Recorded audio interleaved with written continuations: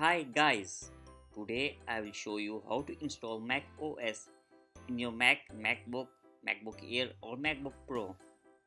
First of all, make sure your Mac is turned off. Now to install the desired OSX, you have to press the command keys that I will just tell you. After you press the power button and when you see the globe spinning, just leave those keys.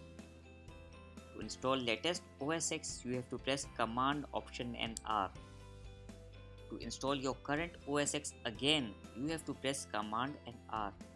To install the OSX that comes with your Mac, just press Command, Option, Shift and R. That's it. As I am installing latest OSX, that is Catalina, so I am pressing Command, Option and R as I turn on my Mac, and then you will hear a glance sound. After that, here is a spinning globe.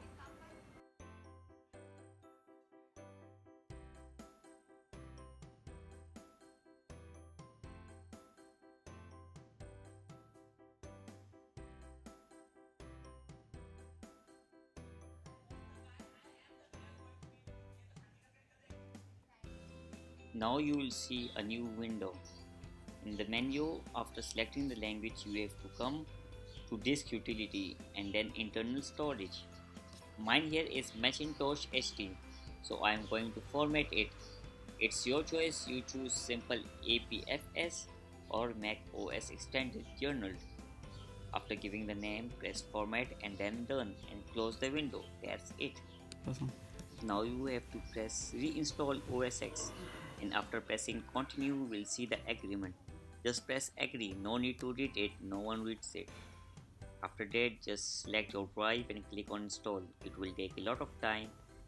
After completing it, it will restart and your OSX is installed. During the installation process, I got some errors several times. It was the same error that operation couldn't be completed and PK download error 8 was showing or error 9 was showing. This is due to the Wi-Fi or internet